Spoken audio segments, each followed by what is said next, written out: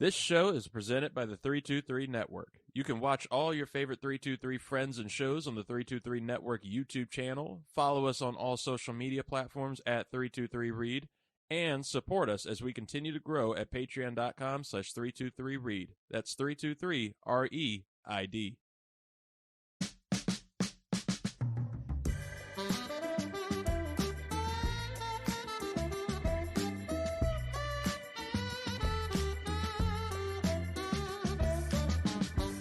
Ladies and gentlemen, welcome to the 323. I am your host, Reed Murphy. I'm really happy for you. I'm gonna let you finish. Who the fuck is that guy? Look at the show. I'm the captain now. Welcome to the fucking show. Fuck Scott.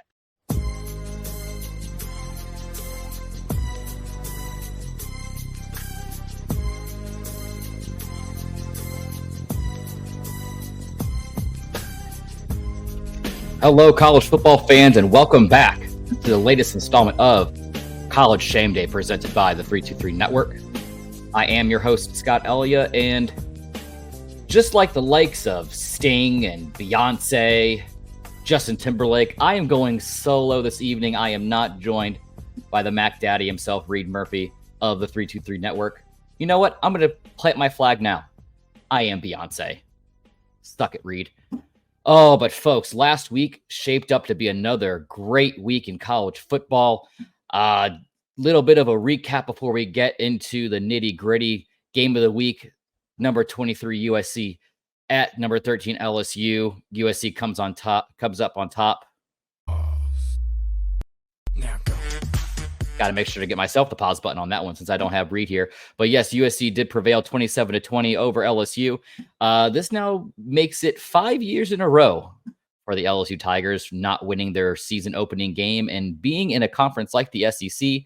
One loss is pretty much the final nail in the coffin. Hopefully Brian Kelly can right the ship down there in Louisiana. But I mean, this is just the Brian Kelly effect. He is 0-3 since joining LSU. I don't know what he's going to do. Aside from losing his mind and beating up tables, as in his post-game press conference. But a couple highlights from that game. On the offensive side of the ball, LSU quarterback Eric Nussmeier, 30 for 39, 308 yards, 2 touchdowns and a pick late in the fourth quarter, which leads us into our defensive performance of the game. USC linebacker Mason Cobb with 7 total tackles, 1 interception. That was that final driving nail in the coffin for the LSU Tigers there in Las Vegas last week. And as far as the Wheel of Degenerate, I just have 3 words. Fuck you, Iowa. Now you decide to put up some points on the board. Went and dropped a 40 bomb on Illinois State last week. And that was my only miss last week, folks. For those who don't know what the hell I'm talking about, Wheel of Degenerate is our weekly Tests of the Fates. Pit every game hosting a top 25 team and a wheel, spin it 5 times, whatever it lands on. We're going to build a parlay off of that. So last week, you can only find it on the Instagram page at 323 College Shame Day. We did end up taking Illinois State plus 22.5. We missed it, unfortunately. And that was the first game on the ticket. So from then on out, I didn't care what happened. But of course, everything else hit. We took plus 37.5 points for UT Martin, plus 20.5 points for Fresno State, plus 29.5 points for New Mexico. And we took USC on the money line to upset there. I don't know what I need to do. I don't need to like talk to a priest or try to find some scumbag downtown who knows a little bit more than I do, but it just seems that we're not going to be hitting. But this is a new week. This is going to be the one that we're finally going to hit. Before we get into news for the rest of the week coming out, I know last week we did tease that me and Reed were going to give you guys our national champion picks, but because Reed's not here, I'm not doing it because I don't want him to listen to this show and listen to all the facts and the things that are coming down the pipeline to sway his decision. So we are going to push it off until whenever he decides to show up. I don't know where he is. This is one of the greatest weekends in football. We got 5 straight days. And what's right in the middle? college football, and I couldn't ask for any more. And also, still no Shameful 8. I refuse to even go and look at it. We got a couple more weeks, so look out for that here in about 2 weeks or so. But like I said, before we get into what to look out for the rest of the week, a new segment. Well, not necessarily a new segment. We did do it a couple times last year, but the reasoning behind bringing it back for this episode specifically is stemming from the Florida State Seminoles falling for 2 straight weeks. We're going to bring back a segment called ShameTalk. That's right, folks. We are going to, it's a little bit more eloquent than me just going off the cuff. So let me bring on our guest speaker now.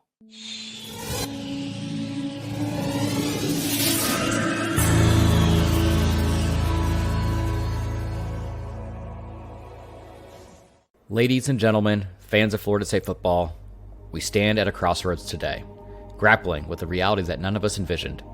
Here we are, 2 games into the 2024 season, and our beloved Seminoles are starting at an 0-2 record.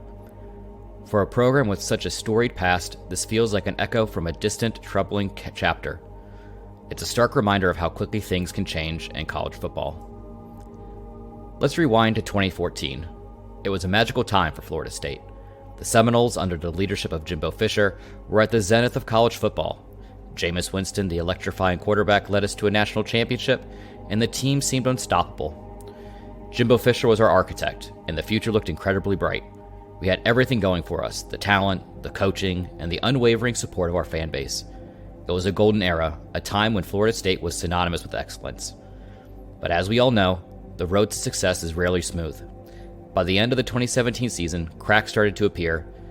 Jimbo Fisher's departure to Texas A&M came as a shock. It wasn't just the abruptness of his exit, it was the feeling of betrayal, the sense that something was slipping through our fingers. Fisher left for a lucrative 10-year contract at Texas A&M, and while he sought new challenges, we were left to pick up the pieces. The aftermath of Jimbo's departure was anything but smooth. Enter Willie Taggart, a hire that initially sparked hope. Taggart came with a reputation for revitalizing programs, and we welcomed him with open arms. But the reality was far from the expectations. His tenure was short-lived, and his record of 9-12 over 2 seasons was a disappointment. It wasn't just the losses, it was the sense of regression. The buyout we had to pay was a financial strain, but the true cost was the toll it took on the program's reputation and morale. In a bid to stabilize the ship, we turned to Mike Norvell. The decision was made in the hope that Norvell could steer us back to relevance. The early years of his tenure were marked by struggle. The 2020 season saw a 3-6 record, and the following year, 2021, didn't fare much better with a 5-7 performance. It felt like we were stuck in a cycle of mediocrity, and the optimism that accompanied Norvell's hiring was starting to wane. But then, in 2022, there was a glimmer of hope. Norvell's team finished 10-3, a significant improvement and a sign that things might be turning around. The 2023 season was even better, a 13-1 record that rekindled the fire within the fanbase. It felt like Florida State football was finally back. The excitement was palpable, and for a moment, it seemed like we had recaptured the magic of those glory days. However, fast forward to the present and we find ourselves grappling with an 0-2 start in the 2024 season. It's a sobering reality check. How do we go from celebrating a remarkable season to struggling so early in the next one? It's a question that demands an answer, and it forces us to look deeper into the heart of the program. One key aspect of Norvell's strategy has been his reliance on the transfer portal. He's brought in standout players like Jermaine Johnson, Keon Coleman, Braden Fisk, and Jared Verse. These are individuals who have made a significant impact on the field and contributed to the team's success. Johnson, for example, was a game changer for us. Verse, too, brought an added dimension to our defense. These transfers have been instrumental in improving our performance, no doubt. But let's not ignore the larger issue at hand. Relying heavily on the transfer portal presents its own set of challenges. While it provides a quick fix and an immediate talent, it doesn't always address the long-term needs of the program. Developing and nurturing talent from within has been a hallmark of Florida State's success in the past. During the Bowden era, we were known for our ability to recruit and develop players over time. We weren't just acquiring stars, we were building them. Norvell's focus on transfers has certainly brought in talent, but it raises important questions about sustainability. Can we continue to rely on the portal year after year? Or do we need a free focus on recruiting and developing homegrown talent? The transfer portal is a powerful tool, but it's not a replacement for a robust development program. It's a short-term solution that needs to be balanced with long-term strategies. Now, we're at a critical juncture. The 0-2 start to the 2024 season might be a sign that we need to reevaluate our approach. It's a moment for introspection and reassessment. Do we continue to lean heavily on transfers, hoping to find the next big talent that will turn our season around? Or do we shift our focus and give more opportunities to the players who have been with the program, who understand the culture, and who are invested in the long-term success of Florida State?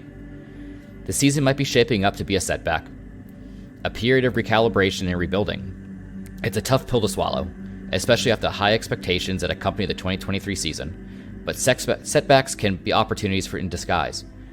They force us to confront the realities of our situation and make necessary adjustments.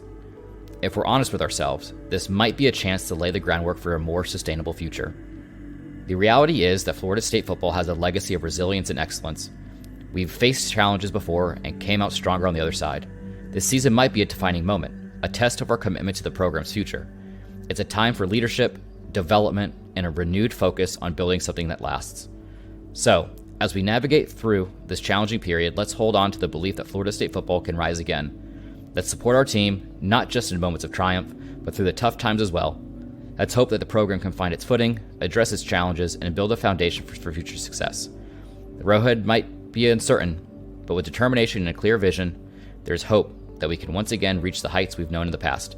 This season may be a test, but it's also an opportunity to reaffirm our commitment to the Florida State football program and its storied legacy. I couldn't have said it better myself. So thank you. But yeah, folks, there's one key thing coming from all of this, and that is for Mike Norvell and crew to make some sort of adjustment. It's still very early on in the season. Yes, you're 0-2. Your back's up against the wall. Your chances of making a college football playoff now are dropping to damn near non-existent. But not making an adjustment at this point would be truly shameful. Oh boy. But yes, folks, going into week number 2 here in college football, a couple key performers from last week. Colorado's wide receiver Jimmy Horn Jr. lighting it up against North Dakota State with 7 receptions, 198 yards, and a touchdown.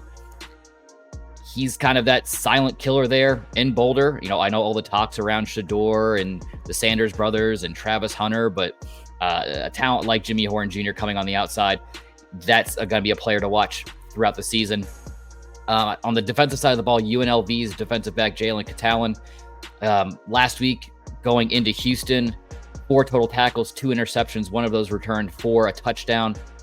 Stellar performance on the defensive side of the ball. Jumping back over to the offense, wide receiver from Arizona, Tite Roa McMillan. Last week against New Mexico, 10 receptions for 304 yards, 4 touchdowns. Yes, he's playing New Mexico, not the greatest of teams, but still, that is outstanding performance and a talent that needs to be watched closely throughout the season. Moving on, Boise State's running back Ashton Genty against Georgia Southern, 20 carries for 267 yards and 6 touchdowns on the ground. And the top performance of last week, and it pains me to say this, as much as I hate the program, but I do respect the player, Cam Ward. Shout out to you there in Miami, quarterback for the Hurricanes last week, going into Gainesville, just putting on a walloping of the Gators. 26 for 35 through the air for 385 yards and 5 touchdowns. He's shaping up to be everything that Mario Cristobal and company hoped that he would be, and he is going to be scary to watch, especially for my Florida State Seminoles and the rest of the ACC conference throughout the rest of the season. But looking forward, this week's game of the week, I know that College Game Day of ESPN, they'll be traveling to, I believe, the number 3 Texas Longhorns facing off against the Michigan Wolverines in Ann Arbor. They are ranked number 10. But College Shame Day, we don't go where Cuck Herbstreit goes. We go where we want to go. And our budget's really short. So we can't travel to Michigan, but we can travel to North Carolina. So that's what we're going to do, virtually, of course. Number 14, Tennessee Volunteers traveling to Charlotte for a road game, I guess, against the number 24 North Carolina State Wolfpack.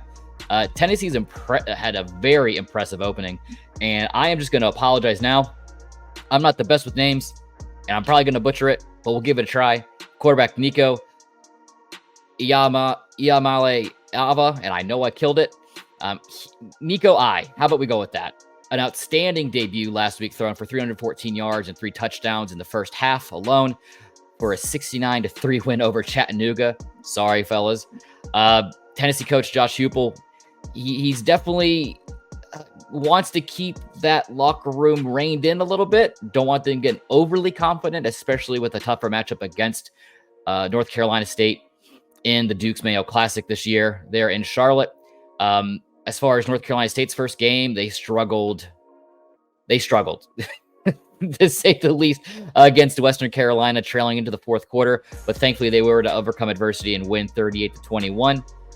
Coach Dave Doran there in North Carolina State noted that, nerves we're probably playing into that a lot more with the team. I mean, hell, you have over 20 new players on the team.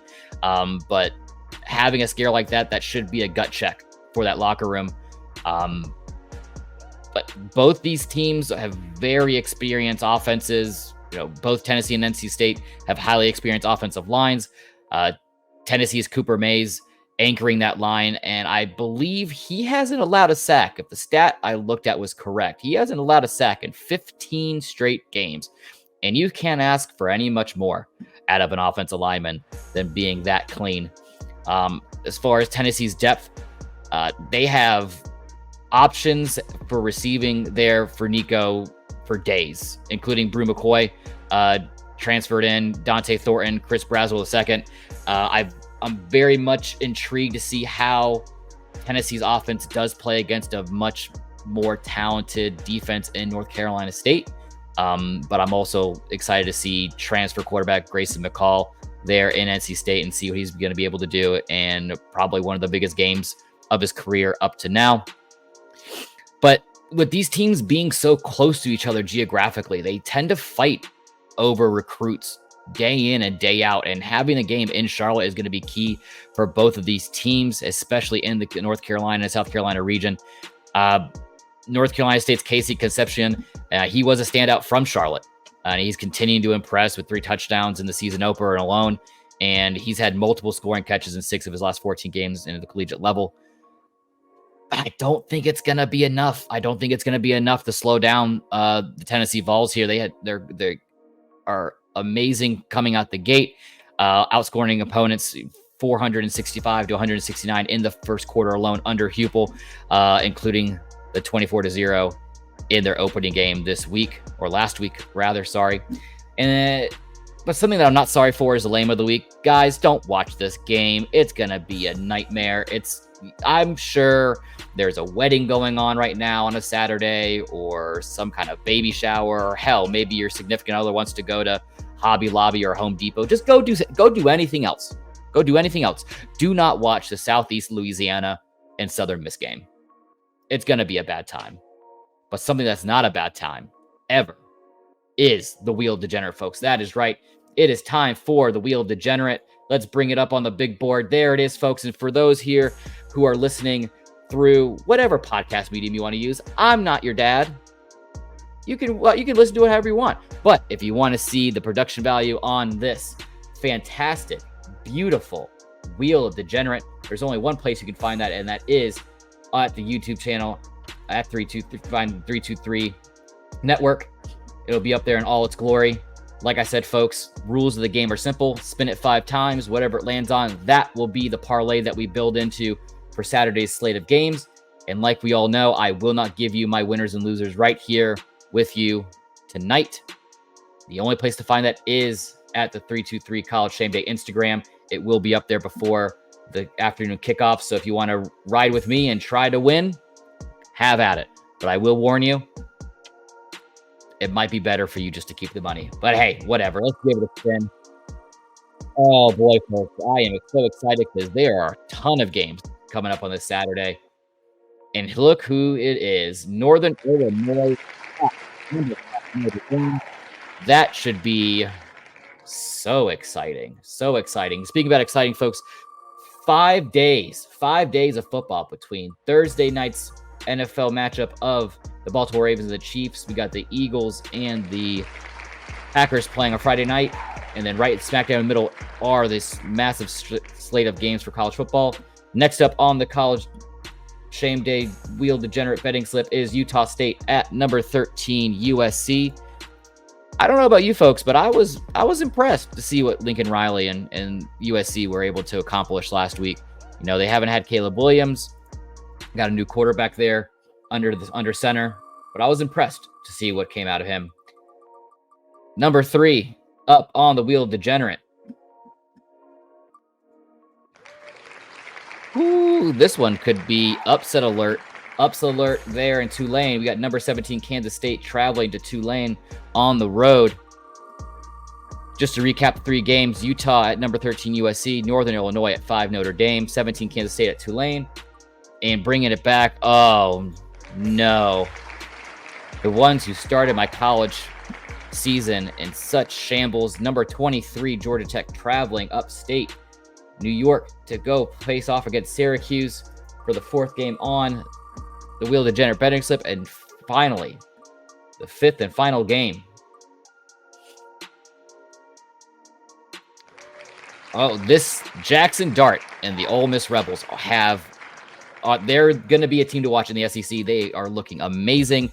5th and final game is Middle Tennessee traveling to number 6 Ole Miss. Man, that is going to be a very interesting betting slip. There might be a couple sneaky upsets in there. I won't lie.